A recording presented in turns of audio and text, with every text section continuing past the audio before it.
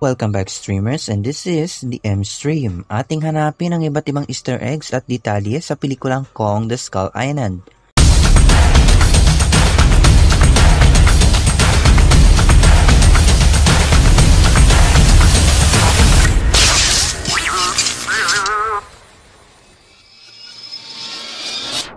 Before we begin, you can comment down below to join in my custom shoutout.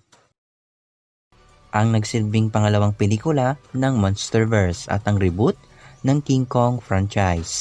Minsan natin nakikinig ng mga miyembro o grupo na pinag-aaralan ang mga halimaw at ito ang Monarch. Sinasabi na nabuo ang Monarch sa prequel comic na Godzilla The Awakening na nirelease bago ang pelikulang Godzilla 2014. Alam niyo bang mayroon ding anime reference sa pelikulang ito? Tulad ng Neon Genesis Evangelion. Makita natin ang likurang jacket ni Marlon na may nakalagay na good for your health. Probably, isa itong reference sa jacket ni Akira. Kung ang nasa isip niyo naman ay ang water buffalo na ito, ay parang si Hente Miyazaki. Tama po kayo, sapagkat sinabi ng direktor na ito ay reference sa forest spirit ng Princess Mononoke at ang itsura ng Skullcrawlers ay inspired din ng anime characters na pinagsama-sama gaya ni The First Angel ng Evangelion, No-Face ng Spirited Away, at Cubone ng Pokemon.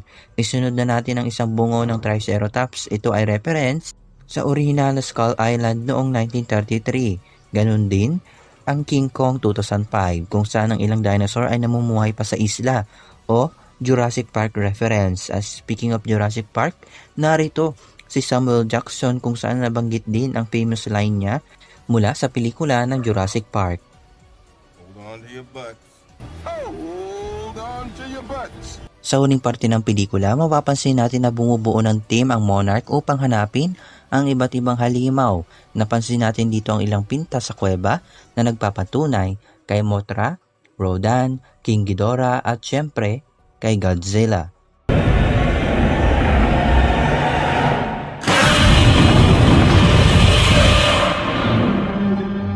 Well, this is all I have streamed as for now. Kung may nalimutan ako, you can message me or comment down below. Make sure to leave a like, hit that subscribe button. Feel free to suggest and request. I'll see you on the next one.